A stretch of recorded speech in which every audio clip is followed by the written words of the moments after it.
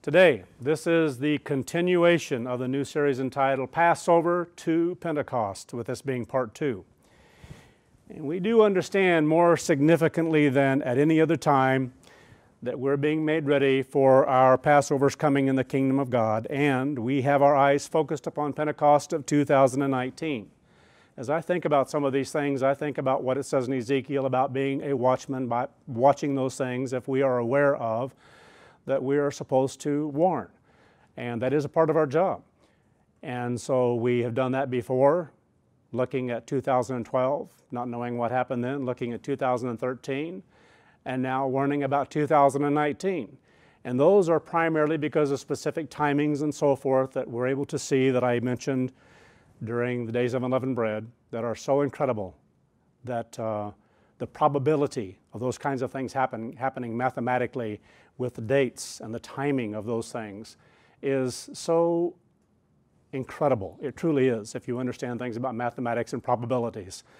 And anyway, we continue to move forward, and indeed, if 2019 does prove to be the case, which we are all focused upon that it is, then we'll be in the final throes of this world beginning to be transitioned from man's rule to that of God's rule over this earth at this time next year. We can't even begin to grasp that and imagine that when God begins to do that, because it talks about a period of time then where we have gone through the various trumpets, those things associated with the various trumpets, but the seventh one, which is the 7 last plagues, is something that God Himself does. And as I mentioned last week, it's very much like what God did on Passover in that respect, except a lot more powerful, what He's going to do in this world. But what He did on Passover is something that God did. Some people read certain things into Scripture, stories that are told. I think maybe even the movie Exodus may have that in there about the Exodus, 10 Commandments, things that aren't true, where they have Pharaoh on one side and his army being destroyed. Pharaoh was destroyed too. Pharaoh was in the midst of that water. He was destroyed. His armies were destroyed. And when they did stay there that night on Passover, it wasn't a death angel that went through and destroyed the firstborn of all of Egypt, including all the livestock and everything else and the families. It was God Almighty. He said, I did this. I did this. And so it's something that God's going to do again at the end here, except far more powerfully to the degree He sees necessary in order to usher in His government.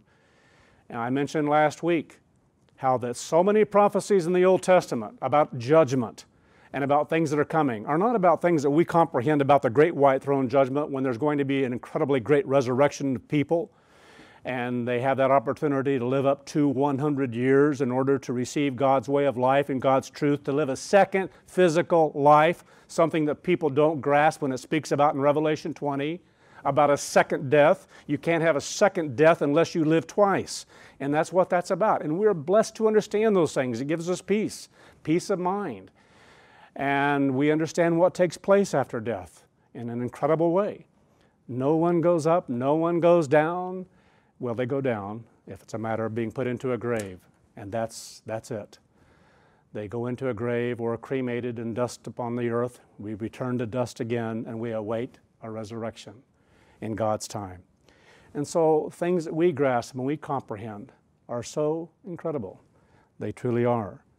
And the things we grasp are what's going to take place when God intervenes on this world in order to usher in His kingdom, His government, is not a small thing. There's a period of time there where He's going to work with various peoples on the earth and various governments of the earth. And I look at the world today, I look at what's happening in this country. People are beginning to be shown that we cannot govern ourselves. Mankind cannot govern himself righteously in any fashion or form. People take sides, people have prejudices, and they govern by those things, or they're moved by those things. And though this may be the best system that man can come up with, it is not God's by any measure. It isn't right. It isn't just. And God's bringing those things to the surface to show mankind, so that when He begins to do what He does, to show them, you have been incapable of governing yourself. Europe can't govern itself. I wish I could remember how many if they even have a government now. I think they have like 5 different governing bodies in Belgium right now. They told me something like, I don't understand that. I don't think they do. But it's basically not a government, but it continues to go on. And anyway, sick, sick world, the things that are taking place here. And I think it's interesting what's happening right now. North Korea, something that no one's been able to do for a long time. If they do it, if they make certain agreements, and then all of a sudden, and then people think, well, if they back away from those things and things are ratcheted down a great deal, then things are going to be so much better. How can 2019 be it? Remember what God said. When they say peace, peace, then sudden destruction comes. That kind of sends chills up and down my spine. Because if it comes, whatever, there's going to come a time when people are going to actually say that. Peace, peace, in a way they haven't said it for a long, long time. Who's that talking about? Well, it's primarily this nation. Because this is the primary nation that God begins to work with to begin to humble this earth, because it's the primary nation that God raised to the power He did, gave Him what He's given to us to experience on this earth, and those things are all going to be taken away. And so everything's happening now at a very fast pace, things that have never been talked about before, things you don't even begin to receive in the news here unless you're digging deep, things that are happening over in Pakistan, India, even with Iran, things that are still taking place over there with China. They are rattling sabers over there, powerfully so. And there's coming a time when all these nations, all of a sudden, just like dominoes. We have never seen a time like this. And people in the world are beginning to take a little bit of note, not a lot. And that's what's sad, because it's going to take so much to humble people before they'll begin to listen.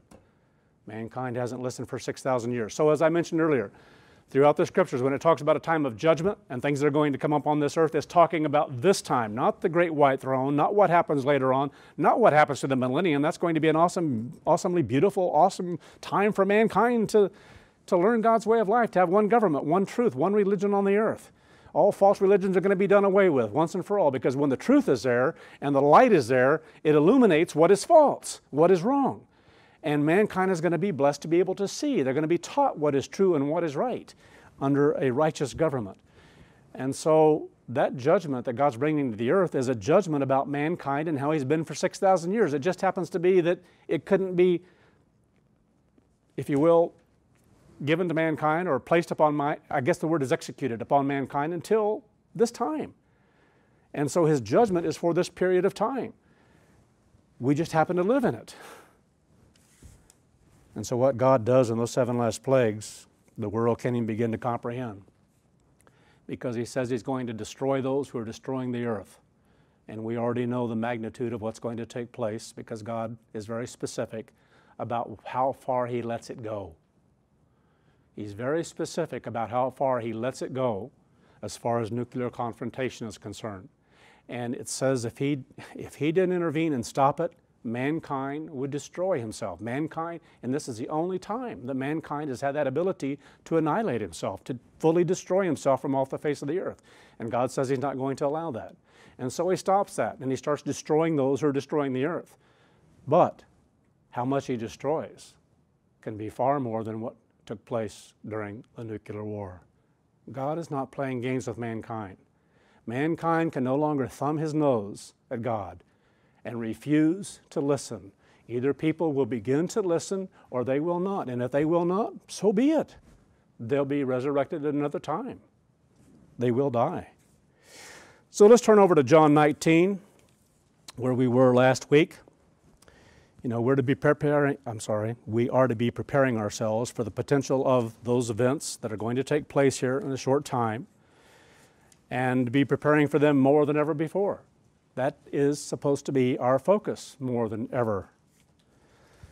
And although we covered this timing very thoroughly last year, we're going through it again, some things, and we're not addressing it in the length we did last year concerning the death of Christ and the resurrection of Jesus Christ, because there's a particular area we are focusing upon having to do with the wave sheaf.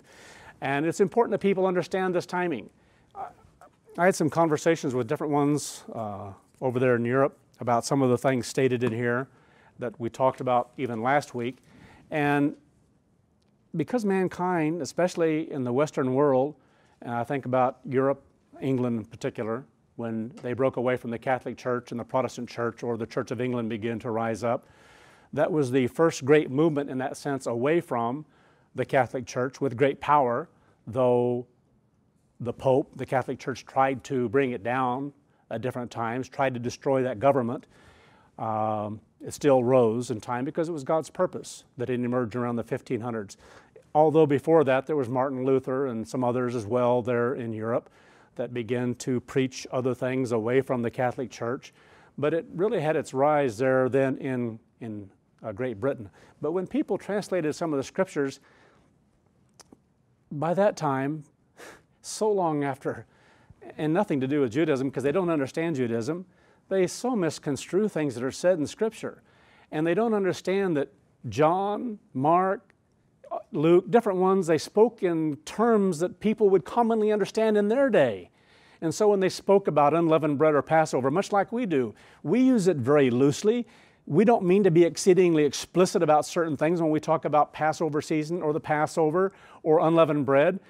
I can talk about unleavened bread and be referring to Passover in the next sentence and what we're going to do in partaking of it. People know when that is. If you understand God's law, you know it's not confusing. But it is to a world of traditional Christianity because they don't have any understanding of things in the Old Testament whatsoever as a whole. And so this is some of the things that come up here then as we go through the book of John, especially as we're going through this in chapter 19, about the death of Jesus Christ. And so we had specific days here, specific periods of time.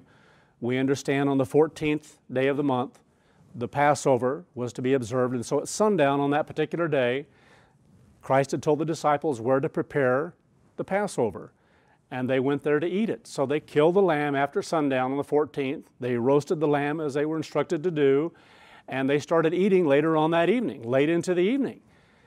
And then after it was over, we understand the process of where Christ took a towel, He washed the disciples' feet, He instituted a new Passover, He gave the bread and the wine to them, and after that He began to teach more in John 14, 15, 16, 17, and 18, and other things that He began to teach very powerfully so. And then He went out to pray by Himself for a period of time, and then Judas betrayed Him.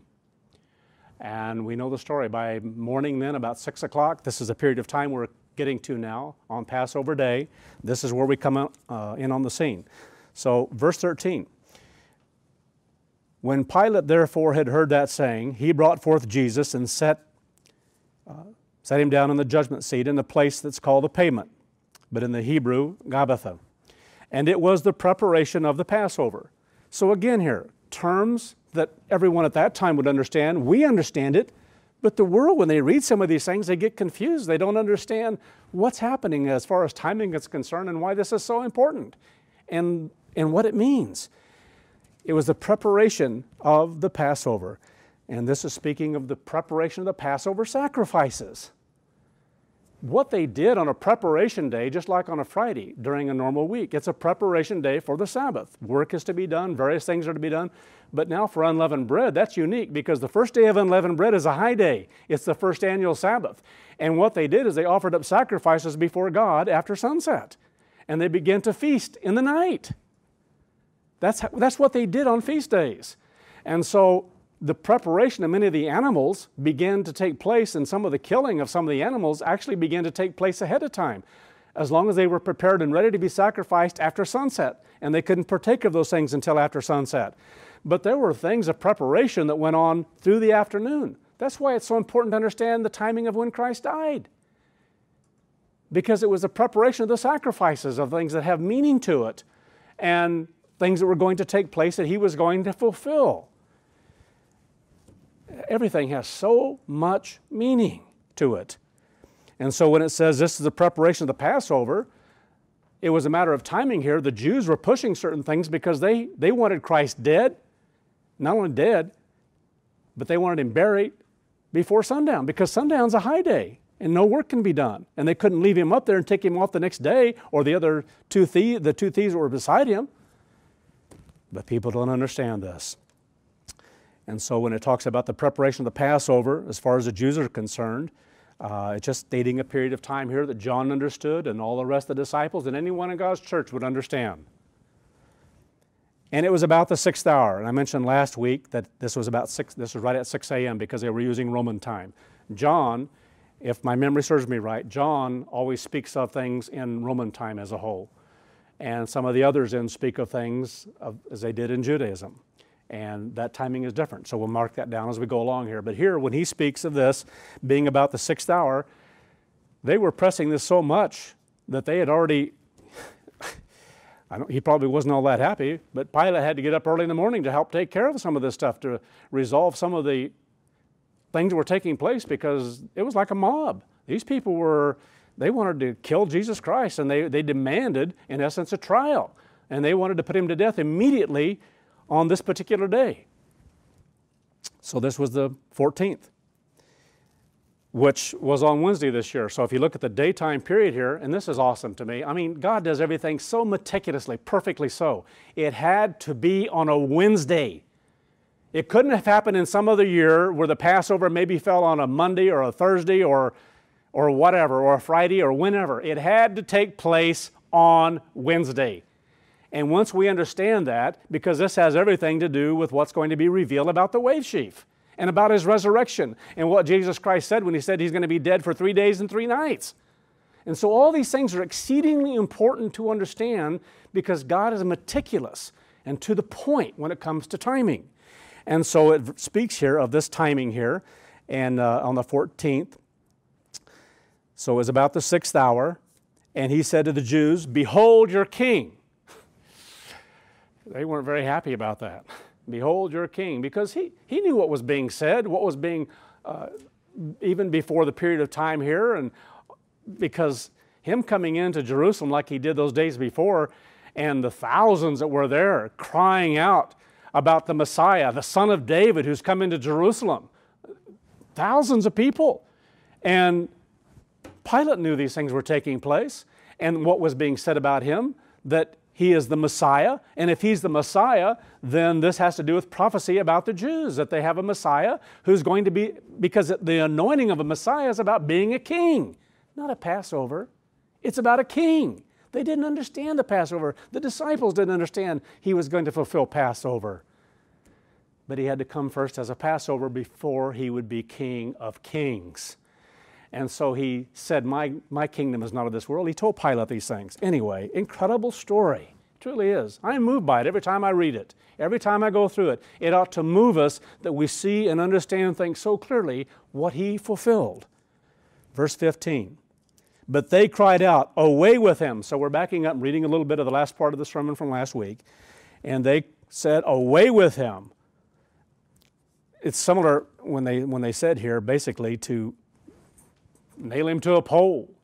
Basically, that's what they were saying when they it's not the word crucify. There's no such word like this. There's absolutely no such word like this in the Greek language, where someone is put out like this on a pole and crucify. There are words that have to do with a pole, or there are words that have to do with putting poles together, but not this.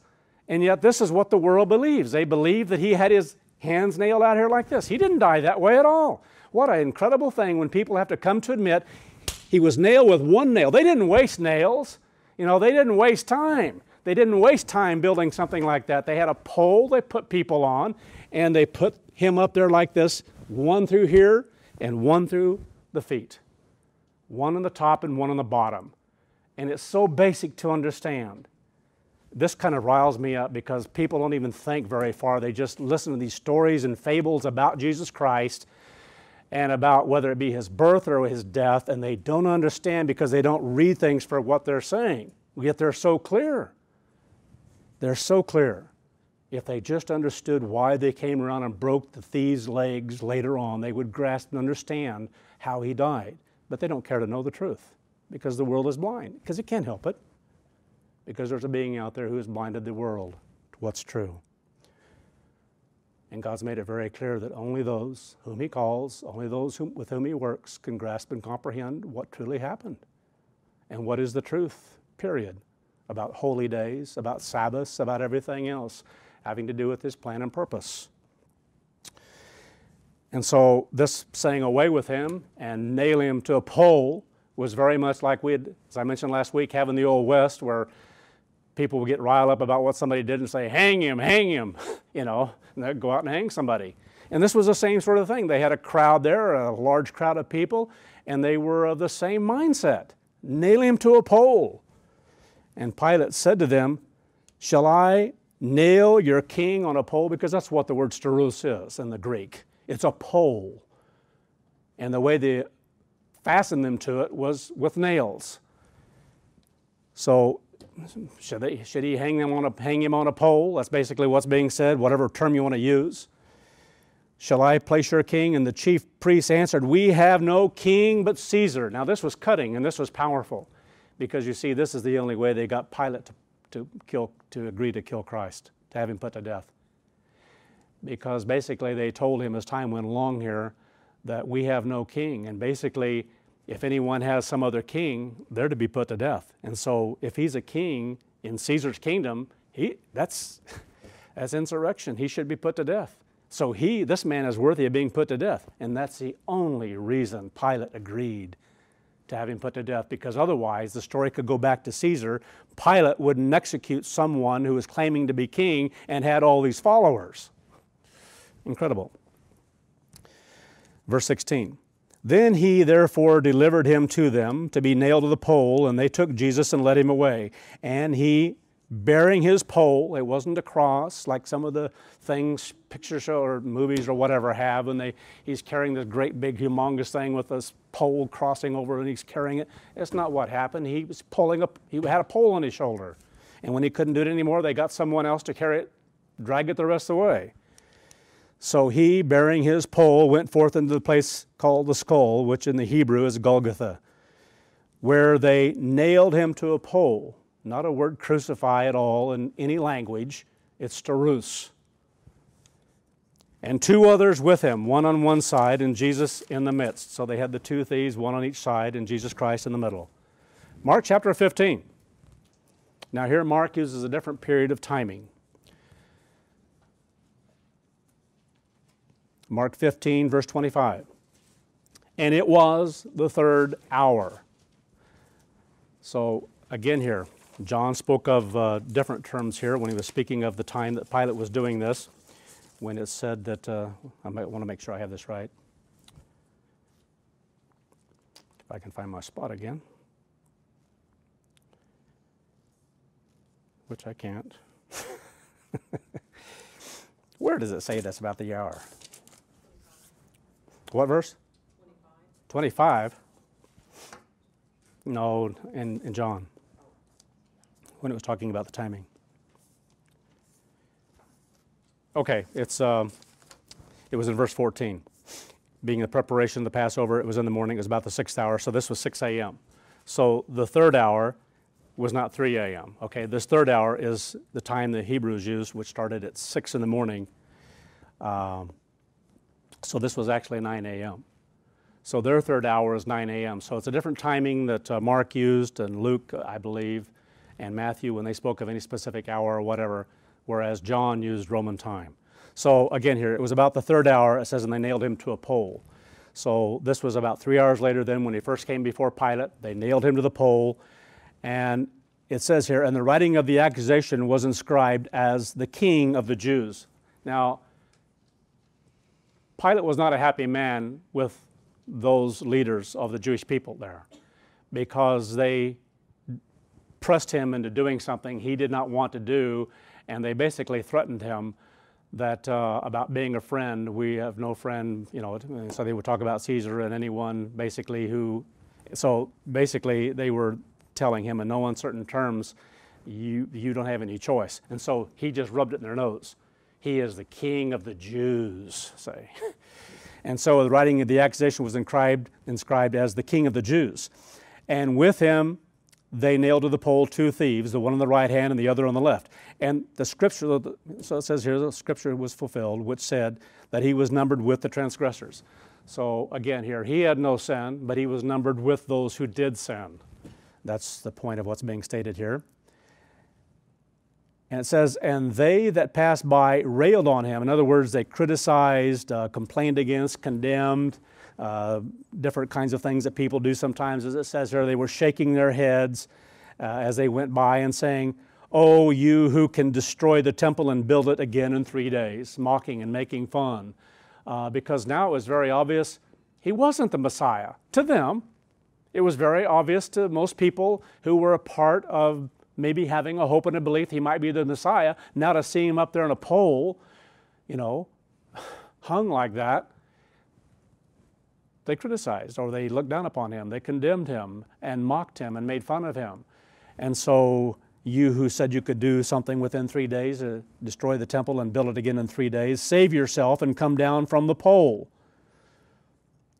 Likewise also the chief priests mocked him and said among themselves with the scribes, he saved others, but he cannot save himself. They were so perverted, so sick in the comments they made. It was like making fun of him and saying, we've heard all these stories how he saved others and healed different ones, and he can't even help himself. They made fun of it. Verse 32. Let Christ the King of Israel descend now from the pole, that we may see and believe.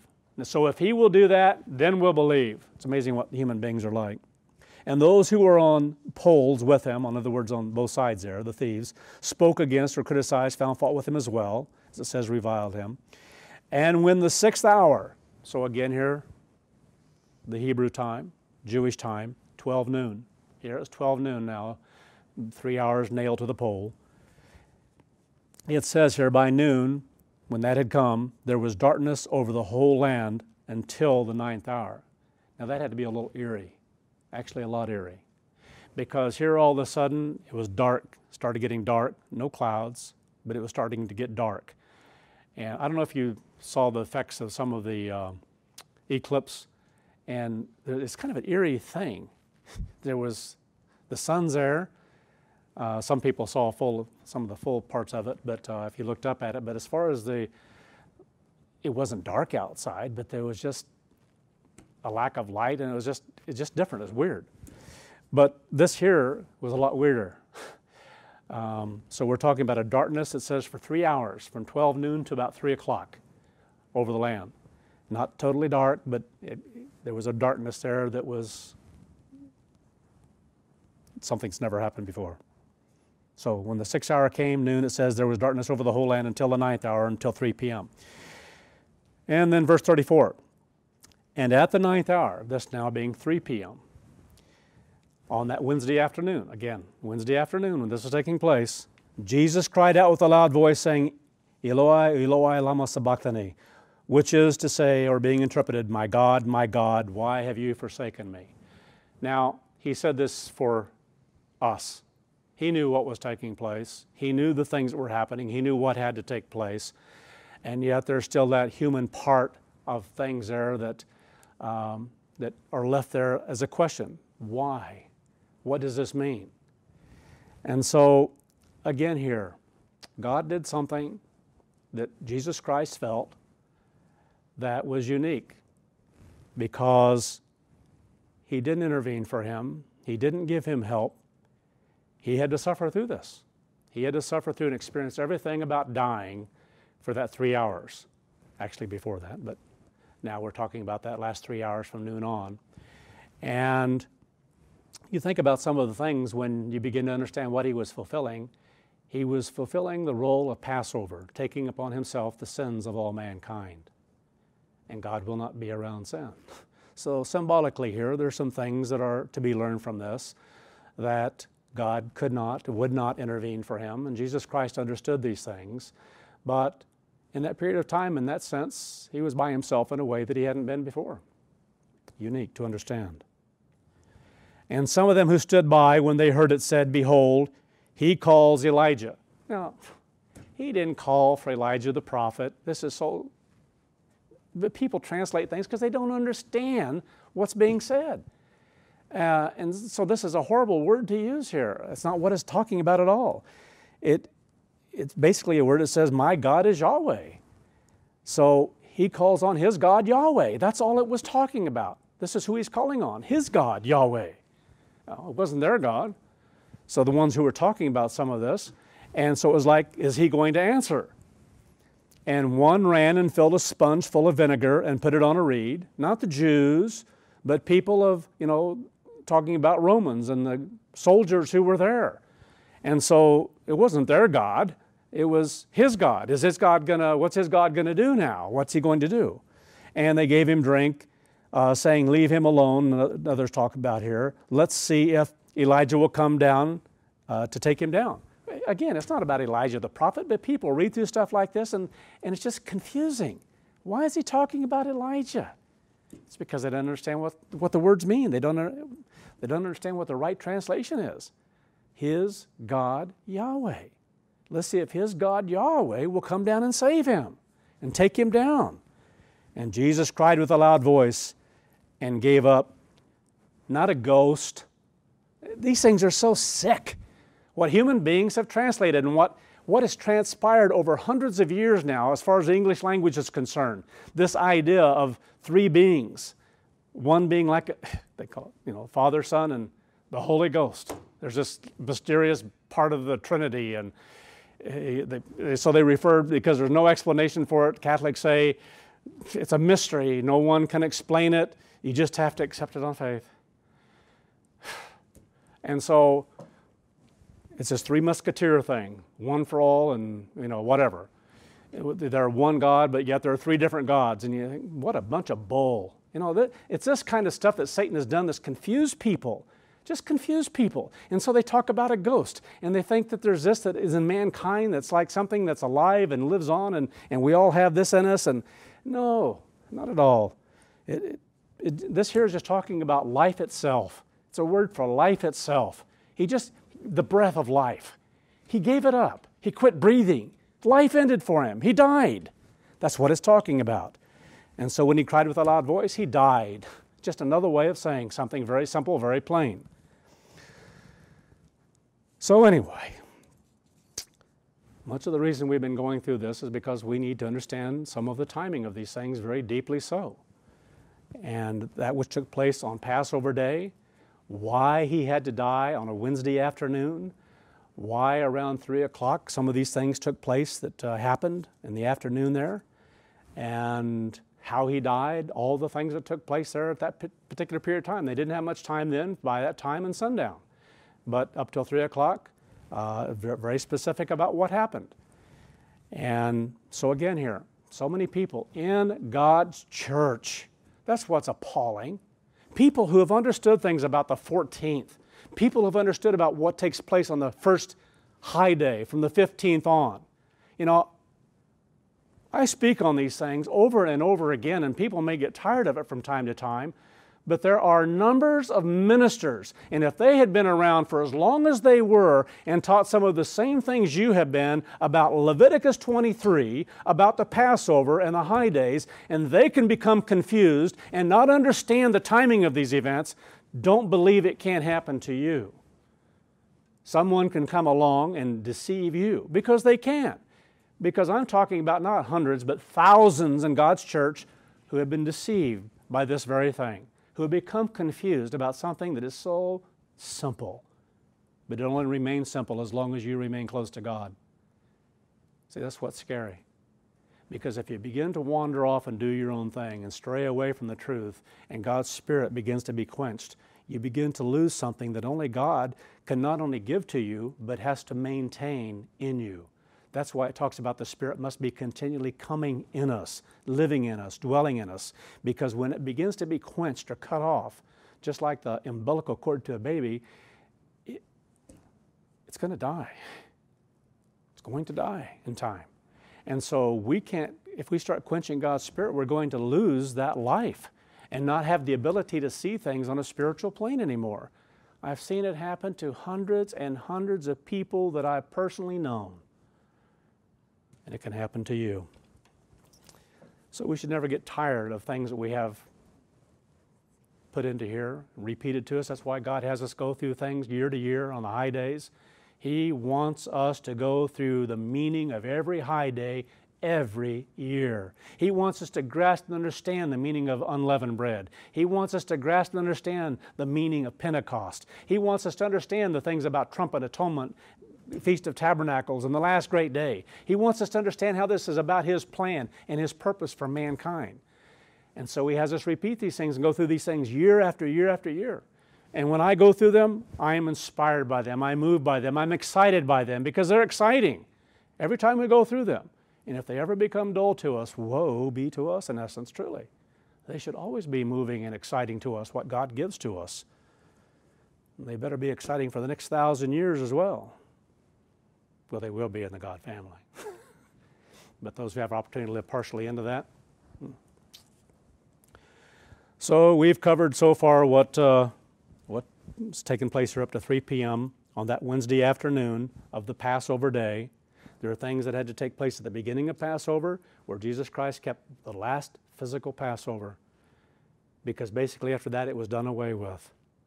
That's what was done away with. The sacrificial system at this point for mankind, basically the Jews, was done away with because they're the only ones that were keeping it at this point because of what He was fulfilling on that day. The law wasn't done away with, but as Hebrews talks about, it's a law of sacrifices that was done away with because Jesus Christ fulfilled everything. And He instituted then the new Passover after that. That's the Passover we observe. We don't observe eating a lamb, roasting a lamb. Jesus Christ fulfilled it. And so this 14th day of the first month, this is the point where Jesus Christ died. And even the cause of His death isn't even known by most people. Most people don't even understand how He actually died. John 19, verse 33. But when they, speaking of some soldiers, verse 33 of John 19, came to Jesus and saw that He was already dead, they didn't break His legs. Now, here was a point in time, after 3 o'clock in the afternoon, we don't know how much later exactly at this point in time, they came around to break the legs of everyone that was on a pole. Why? And the world doesn't ask this. Traditional Christianity doesn't ask this. The Catholic Church doesn't want anybody to know about it. Never has. It's because when you're up there like this and they want to put you in a grave, you have to be off the pole before the holy day arrives, which is going to happen at sunset on Wednesday. And so they had to have by their laws, by their traditions of the Jews, they had to have everyone off those poles and taken care of. And so they wanted to make sure that these were dead. And so they could take them down and have them buried before the high day began, because they can't do this kind of work on an annual Sabbath. And so they came around to break the legs of everyone, because when they break the legs, they can't push themselves up to breathe any longer. And when you're hanging like this with your hands over your head and nothing to support yourself, you will choke to death.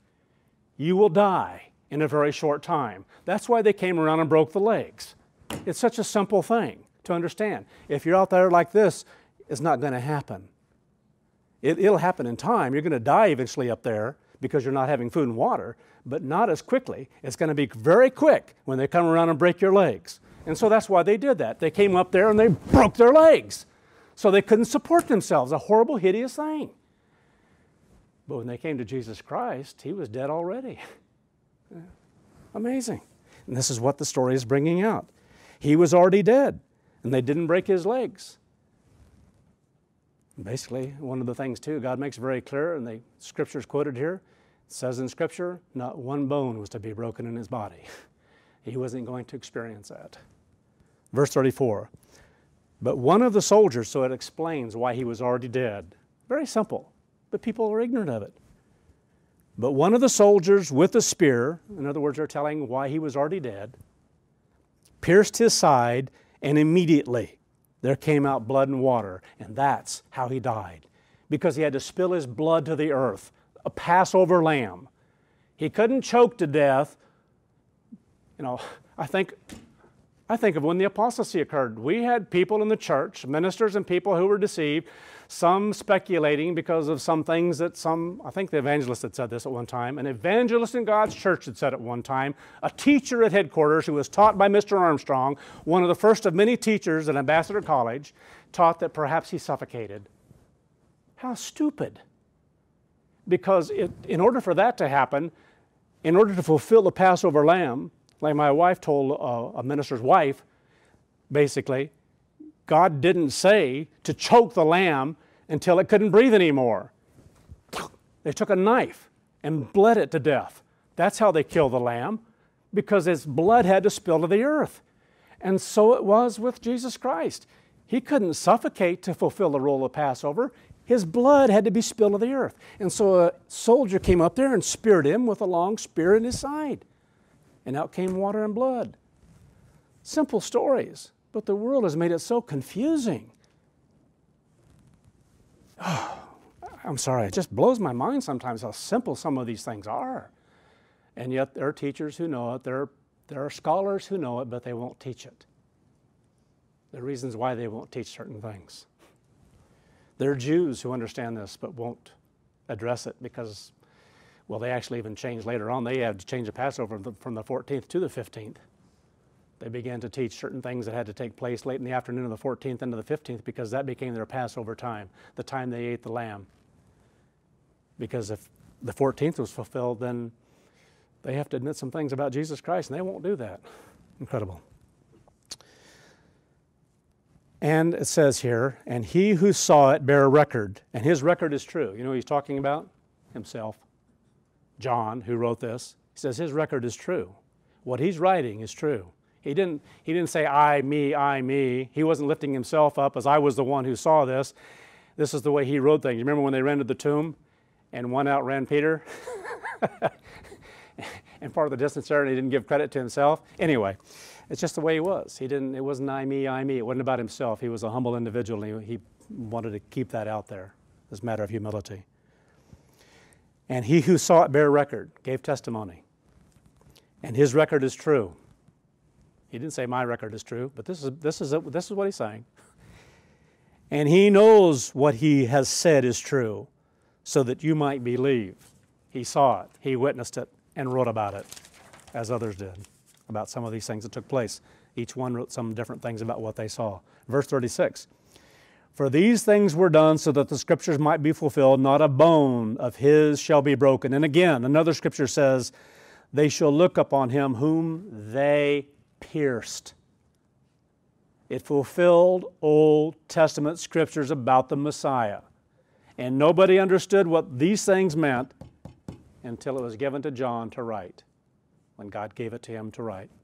And then it was understood by those who followed, how he died and what took place and the significance of it all. John 19, verse 31. Let's back up here a little bit.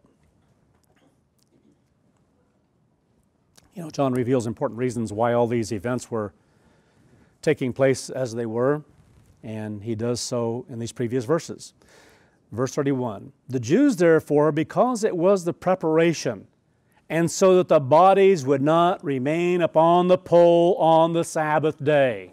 Now the world reads us, and you know what traditional Christianity thinks? It's talking about the seventh-day Sabbath. That's why they have what they call Good Friday. Because they don't understand the high day. They don't understand the day that follows Passover is an annual Sabbath, the first Sabbath of God in the Old Testament, the days of unleavened bread, and that was a preparation day for the first high day, the days of unleavened bread. They think the only thing they understand is, well, this was the Jews' preparation day for the weekly Sabbath. No, it was not, and there was nothing good about that Friday, even if he had died then. You know, sick minds that have foisted these things upon mankind. Speaking of those who have come up with these ideas and doctrines that have been passed down, candidly from the Catholic Church. The Jews, therefore, because it was the preparation so that the bodies would not remain upon the pole, they had to take them down before the Sabbath, on the Sabbath day, for that Sabbath was an high day. Isn't that amazing? People read right over it in the world because they don't it's a weekly Sabbath. No, it wasn't. And so They sought Pilate. They went to Pilate, urgently requesting a Pilate, making an appeal is what the word means, with urgency, so that their legs might be broken and so that they could take them down, taken away. Verse 32. Then the soldiers came and broke the legs of the first and of the other who were hung on the pole with him. But when they came to Jesus and saw that he was already dead, they didn't break his legs. So incredible story here as it goes through and explains some of these things. So again, since the first holy day of the year was going to begin at sundown on the 14th, see, the 14th is a Passover, and when the sun goes down on that day, the first high day begins. What we just observed here recently, the first day of unleavened bread, the first annual Sabbath of God. And it was on that Wednesday afternoon. So at sundown on that Wednesday, a new day began. And there was a push by the Jews to make certain that all three were dead and were removed and were taken care of, buried, before sunset. Incredible. So they had to hurry. Verse 38. And after this, Joseph of Arimathea, being a disciple of Jesus, but secretly for fear of the Jews, urgently requested of Pilate that he might take away the body of Jesus. And Pilate gave him permission. Now, there's more to the story here. But again here, he went to Pilate to request the body so that he could take care of him properly, not as the Jews were going to. Therefore, he went and took the body of Jesus. Nicodemus also came. So going back to John 3, when it talks about Nicodemus came to him by night because he had fear of being seen, of being in contact with Jesus, but he came and helped as well. Who at first, it says, came to Jesus by night, brought a mixture of myrrh and aloes and about 100 pounds. Now, why they did some of this, they had certain things prepared already, but the women, it talks about later on, the story is about the women who went and prepared various things as well to bring to put around the body and with the body, because that's how they did things at that time of someone of such great prominence, especially in their sight. And yet these two here, they really did everything to that point in time, but they were going to do more, the women were. So whether they understood fully what had taken place with Nicodemus and Joseph of Arimathea, we don't know. Then, because that's a lot, 100 pounds of what they brought there to be around Christ. Then they took the body of Jesus and bound him in linen clothes and with spices, as the manner of the Jews is for burial. Now in the place where he was hung on a pole there was a garden, and in the garden a new sepulchre, where no man or no one had ever yet been placed. Therefore they placed Jesus there because of the Jews' preparation, for the sepulchre was nearby. So in other words, it was right here, it was Joseph's, it was already hewn out and ready, and he gave this for Christ's burial. And so they did this quickly, before sunset. It's the way it had to be done, because of their beliefs too. That's what their beliefs were. They wanted this done before sunset. Now let's look at the account of Mark 15. Mark 15.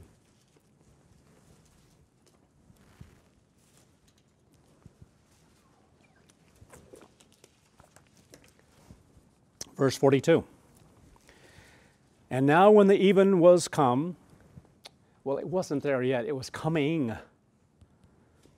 because it was the preparation, that is, the day before the Sabbath.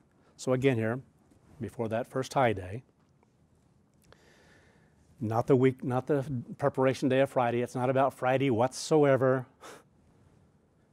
Joseph of Arimathea, an honorable counselor, who also waited for the kingdom of God, came and entered in boldly unto Pilate and requested the body of Jesus.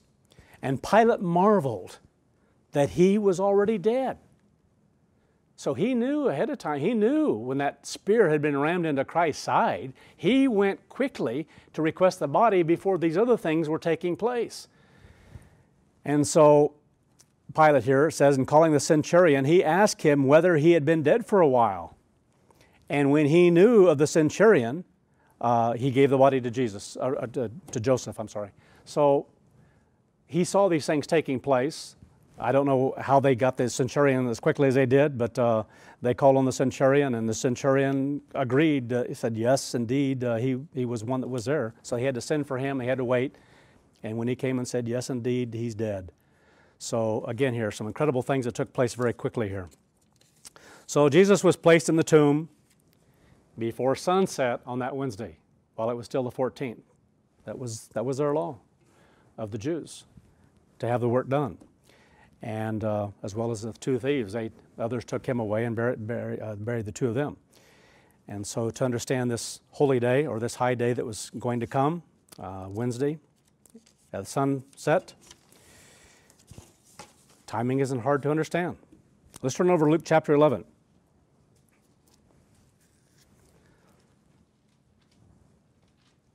So from this period of time here on through Thursday, Thursday during the daytime, after Thursday, now this is the high day, the first annual holy day. Then at sunset, we come to the sixth day of the week, Friday, the preparation day. So that's in the evening and then all the next day. And so different events were taking place still. And so from Thursday after sundown and on through the daytime portion of Friday, it was the second day. So now we've gone through one entire day here, the high day, the first day, on Thursday during the nighttime portion, then the daytime portion of Thursday.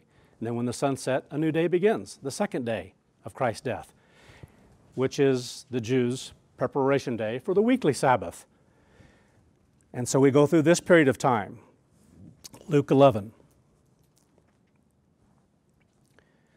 verse 29. And when the people had assembled together, he began to say, this is an evil generation, and they seek a sign. So again here, we're going back here a little bit in time to understand fully again, being reminded again of what Jesus Christ said and what he taught them. Because they always wanted a sign. They wanted to see different miracles so they would believe. And this was the ultimate, in essence, that they wanted from him, whether or not he was the Messiah. So all the other things that had taken place, Lazarus being raised from the dead, all the things that ever took place, were never enough. I always wanted more to prove that he was the Messiah. Incredible. And so he told them, but there shall no sign be given to it but the sign of Jonah the prophet. For as Jonah was a sign unto the Ninevites, so shall also the Son of Man be to this generation, and to all generations. Let's turn over to Matthew 12, where this is spoken of as well. Matthew 12. So he basically told them, you're not going to have any sign but the sign of Jonah. And we know what happened with Jonah. He was in this great fish for exactly 72 hours, because in the Hebrew it's very specific when it says 3 days and 3 nights. And he was in there for 72 hours, 3 days and 3 nights. And so he said that's the sign that's going to be given, that he is the Messiah. That's what he was leaving them. They didn't understand these things. They didn't understand yet that he was going to die, that he was going to be put on a pole, that he was going to be buried and be resurrected. They didn't get any of these things. Verse 38, Matthew 12. Then some of the scribes and the Pharisees answered, saying, Master, we wish to see a sign from you. But he answered and said unto them, an evil and an adulterous generation seeks after a sign, and there shall no sign be given it, but the sign of the prophet Jonah. For as Jonah was 3 days and 3 nights in the great fish's stomach, so shall the Son of Man. It doesn't say whale, but that's how it's translated. Whatever it was, whatever big fish it was big. Possibly a big whale, we don't. Just being specific here. So shall the Son of Man be 3 days and 3 nights. He was very specific in the heart of the earth. That's how long he said he would be from the time the stone is rolled over before sunset on that Wednesday. Is it Wednesday? Am I getting this right? See, before Thursday started? Is that right? Yeah, Thursday. I'll tell you what, you got to stop and think about the timing of things here, because they're all different, because we go by night, we go by sunset. And anyway, so here we talk about 3 days and 3 nights. So at this point in time here, he said very specifically, be in the heart of the earth that long. To me, this is an awesome story, because you look at things that are taught by the Catholic Church and things that then the Protestant world picked up later on. And basically it's the idea that he died on Friday. And they actually said he died in a different year, because you know why? Because it's the year Passover happened to fall on a Friday, because they understood it had to be on a Passover that he died. So we have to pick a year that it happened on a Friday. See? And so now, if you have Friday, and before sunset, he has to be put in the, buried, whatever, or put in the heart of the earth in his tomb, then that stone has to be rolled over before Friday is over, just before the Sabbath begins. And so he's there, the sun sets, and we have Friday evening all through Saturday, one day. And then at sunset on Saturday, what do we have? A new day, the second day beginning. So at sunset Saturday, all the way through the daytime portion of Sunday, 2 days. See? And you got to go a little farther to get the 3 days. Because at sunset then on Sunday, through all day Monday, is 3 days. Pretty sick. 3 days and 3 nights. Sad what the world teaches. And so they have a desire that he died on Friday, put in a grave or put in the tomb before the weekly Sabbath, just before the weekly Sabbath, and that somehow that nighttime portion and then all day Saturday, they actually have a means in a way, and that next night, because they say he was resurrected Sunday morning, so you have 2 nighttime portions and 1 daytime portion. And they actually have arguments of how that can be 3 days and 3 nights. Because of the, basically this is a story. If you can have a portion of daylight still on Friday, that's 1 day, then all day Saturday, and a little bit of sunlight in the morning on Sunday. That's 3 days. Let's stretch this out as far as we can. And then the nighttime portion, let's see, Friday night, Saturday night, they're in trouble on that one, and I really don't know how they argued that one, but they do. Somehow they get 3 nights in there, 3 days and 3 nights. Sick, sick, sick. Not even a good day and a half, because they don't understand when he was actually resurrected. Luke 11. Oh, I read that, didn't I? Matthew 27, sorry. Matthew 27 on down. In verse 57. Going to notice what was stated by some of the scribes and the Pharisees after Christ's death and burial, because this is unique of what took place here. And the only way they could have had this kind of thinking in their mind is because of a spirit being, because he didn't know what was going to take place either. Satan didn't know what was going on. Satan doesn't understand everything. He doesn't understand anything until God gives it, until God reveals it. And yet there were some things he knew enough of to have suspicion of, to figure out what might try to be taking place here in some respects. And so anyway, giving it to physical human beings and broadcasting those ideas and thoughts into their mind, just like he did to Judas Iscariot, to betray Jesus Christ because he was a greedy individual, to betray Christ like he did, like we spoke about last Sabbath, and different ones that he has worked with through time, which he has, which he broadcasts their mind, and they're just, they give in. They have no power, no willpower, no ability to resist such power. Verse 57, it says when. It's not the word when in the Greek language, it's the word now. It's not used as a factor of time. So when people read this, they think when, they think this is a factor of time, and it's not talking about a specific factor of time, but it's an expression like whereas or therefore or as a result. That's all it's saying. Now or therefore. The even was coming. The evening was coming. It wasn't there yet. This isn't even translated properly.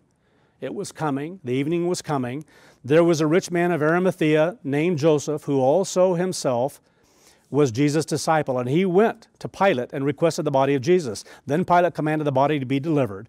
And when Joseph had taken the body, he wrapped it in linen cloth and laid it in his own new tomb, which he had hewn out of the rock. And he rolled a great stone to the door of the sepulchre and departed. So all this had to be done before, just at the end of that daytime portion of Passover. And then the Sabbath day, the high day, was to begin. And there was Mary Magdalene, another Mary, sitting over against or before the sepulchre. Verse 62. Now, it's the same as in verse 57. Again, where it's like whereas or as a result. Therefore, or as a result, the next day, which followed the day of the preparation, the chief priests and Pharisees came together unto Pilate.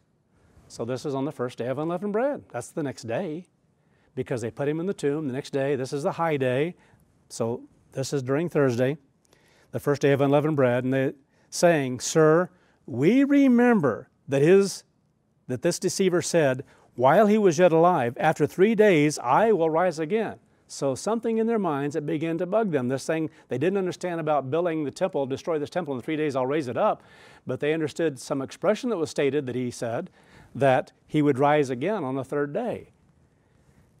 Therefore, command that the sepulchre be made secure until the third day.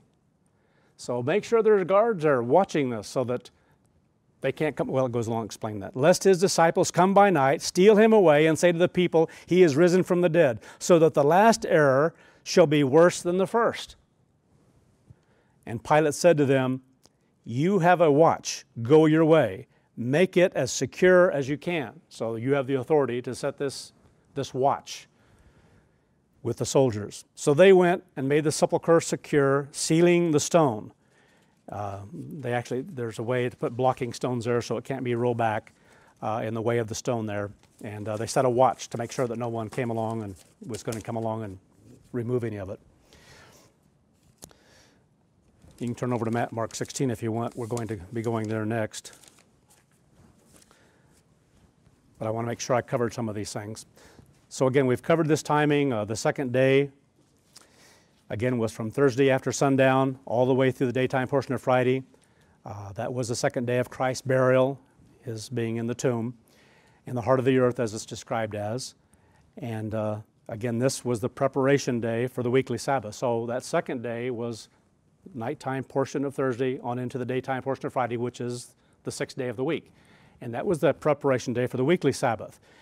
And then at sunset on the second day of that Friday at sunset, again, the weekly Sabbath began, and the third day for Christ, beginning of the count for 3 days. Third day, beginning of that count then, being in the tomb for that long, after sunset on Friday. So again, it's an awesome thing here to understand, when he was resurrected. And I'll tell you, I don't think a lot of people in God's church really zeroed in on this to understand exactly when he was resurrected. It wasn't during any nighttime portion after the Sabbath. It wasn't on a Sunday, because that would be the first day of the week. He was actually resurrected on the seventh day of the week, on that Sabbath, at the end of the Sabbath. So he was put in a tomb at a specific time, through Thursday, through Friday, and at the end of Saturday. He'd been there for 3 days and 3 nights. So incredible to understand some of these things. When you talk about Wednesday sunset and that nighttime portion, Thursday night and Friday night, and then you have all day Thursday, all day Friday, and all day Saturday, and then at the end of 3 days, he was resurrected. But then that's, again, understanding some of the things that happened with the women, I think is a good part of the story here, and that's where we're going to be going next. So again, it's not a hard thing to grasp and comprehend. But these things are important because it had to happen with this specific timing because of him fulfilling the role of the wave sheaf. He had to die on a Wednesday. He had to be put in the heart of the earth just at the end of that day in order to later fulfill the role of when the wave sheaf is offered up before God to be accepted, because he was going to fulfill the wave sheaf. And that had to be on the first day of the week. It had to be on Sunday morning, because this is when the Levites took that cutting of the harvest, as we read about last Sabbath, and waved it before God during the days of unleavened bread. And this is awesome to understand. These are simple things, but even in the church, many ministers didn't understand these things. They got confused about when these things took place. It's not confusing. That's why I keep going over these things, so that they're deeply embedded in your mind, so that you can speak to anyone about these things and know them absolutely and never be confused, as so many in God's church have been. Mark 16, verse 1. And when the Sabbath was past, Mary Magdalene, this is talking about, it's not talking about the weekly Sabbath. This is talking about the high day, the annual Sabbath. So Wednesday, sunset, all the way that night, all the way through Thursday, they couldn't go and do what they're getting ready to do here, but they could do it on Friday, the actual preparation day for the weekly Sabbath, and that's what it's talking about. So when the Sabbath was passed, speaking of the annual holy day, Mary Magdalene and Mary, the mother of James and Salome, were brought, or had bought, I should say, purchased, in other words, sweet spices. So they didn't sell that night. It was during the daytime on Friday that they were doing this. So this is when normal things were being sold again, that they could go out and purchase something, and this is what they were doing during the daytime portion. So it says here they bought sweet spices so that they might come and anoint him. So they wanted to put these things in around the tomb, or inside the tomb, around Christ's body. And again here, this was the weekly preparation for the weekly Sabbath. Then Matthew 28. Jumping around here a little bit, but you have to take different parts of the story to have the complete story of what each one of them witnessed and how they wrote about it. Matthew 28 and verse 1. In the end of, or a word in the Greek that just means after. Notice this, the Sabbath. See, the world, traditional Christianity, they want this word translated as the Sabbath because they only notice one Sabbath in that week, and that's the weekly Sabbath. They didn't recognize the annual Sabbath. But this is a word in the Greek language that's plural. It says Sabbaths, plural, because there were two Sabbaths in that period of time. The high day, the first day of unleavened bread, and the weekly Sabbath. So it says after, the word means, or in the end of, or after the Sabbaths, plural, as it began to dawn toward the first day of the week. So again here, when is the dawn of a day? When does that happen? Well, not after sunset on any particular day. It's going to get darker, and it's not any time during the nighttime portion. So the dawn or the light that you're going to see on any particular day is going to be in the morning. Judaism, God gave a timing of counting things from sunset to sunset, after sunset. And so the dawning of a new day of the week, talking about Sunday morning, is a simple thing to, again, grasp. So this is what it's talking about here. As it began to dawn toward, or into, as the word means, into the first of the week, Mary Magdalene and another Mary came to see the sepulchre. So I'm just going to read here, again here. You don't need to turn there. I'm just going to, just hold your place here and I'll come back to it. But in John 20, verse 1, it says, the first day of the week, Mary Magdalene came early when it was yet dark. So I went through this in great detail last year, showing that when she actually started, it was still dark out in the morning. The light wasn't there yet. So she started out when it was yet dark unto the sepulchre. And then when she got there, she saw that the sun was taken. By this time, it was getting lighter in the sky. But it just makes a statement here, or John makes a statement, that it started while it was yet dark. That's Sunday morning. Now, Matthew 28, verse 2. And behold, there was a great earthquake, for the angel of the Eternal descended, or the Lord descended from heaven, and came and rolled back the stone from the door and sat upon it. So, again here, it states something that happened as far as Mary Magdalene and the other Mary when they came to the sepulchre, but it also states something else that took place here, and it's showing here certain events that took place, and he's just explaining this. He's going back and he's explaining what had taken place, because he's leading up to a point in time of what they saw when they came to the sepulchre, because it just makes a statement here in verse 1. This started, they came to see the sepulchre. But then it shows why certain events transpired as they did, what they saw when they got there, because something else had taken place. And this is what verse 2 is doing. It says that there, in essence, had been a great earthquake. That's what it's saying. There was a great earthquake, for the angel of the Lord descended from heaven and came and rolled back the stone of the door and sat upon it. His countenance was like lightning, and his clothing white as snow. When did he do this? The Sabbath day. Still during the daytime portion of the weekly Sabbath, before nighttime, the evening came, before sunset came. And for fear of him, the keepers, it says here, were shaking and became as dead. They were scared spitless to see something like this take place, an earthquake, and then this being an angel of God that was there, and the brightness of what was taking place, and this stone is rolled back. You'd be scared spitless too. Your legs would probably be shaking if you're standing up, and maybe even a little bit more, because the Bible talks about some of those things taking place sometimes, where the bowels are loosened and things that take place in people's lives when they're so scared spitless like this. So anyway, verse 5 going on. And the angel answered and said unto the woman, do not fear. So now it's taking us all the way up. It's just making a, each one wrote differently about what they saw.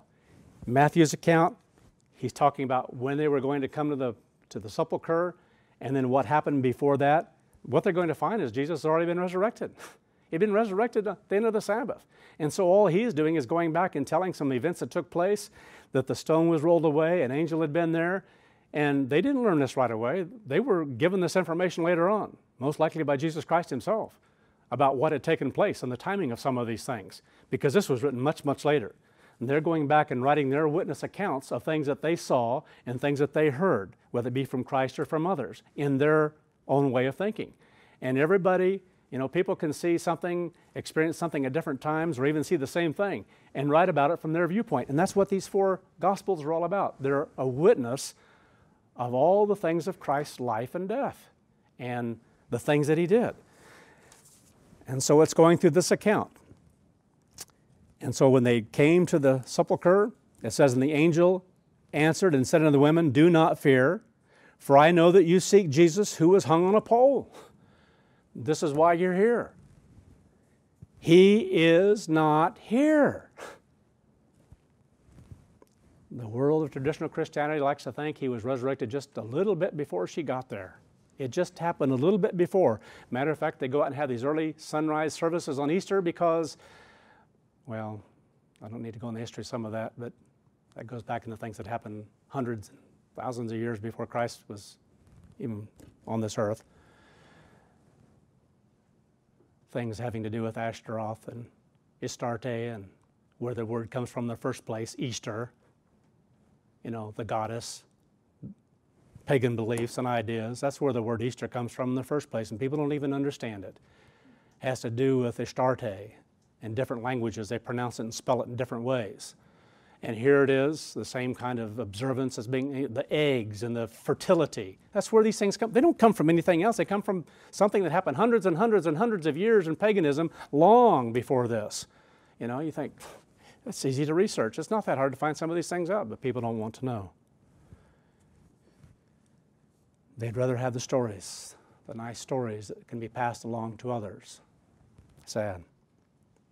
One day they'll be able to see what's true, be excited about what is true and what Jesus Christ actually fulfilled.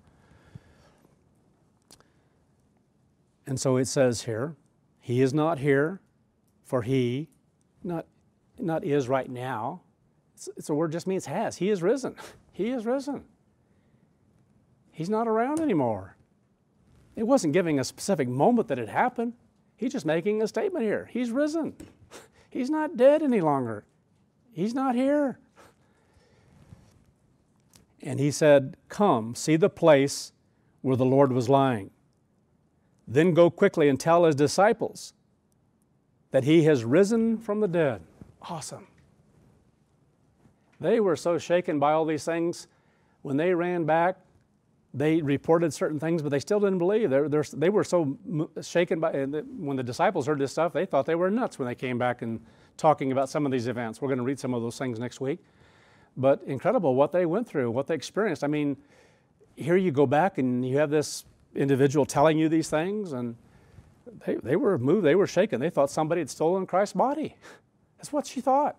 Even after this happened, even after he's spoken to by this, she didn't grasp what was taking place. She didn't realize, in essence, that she was being told this, basically from God Almighty, a message from God Almighty through one of his angels.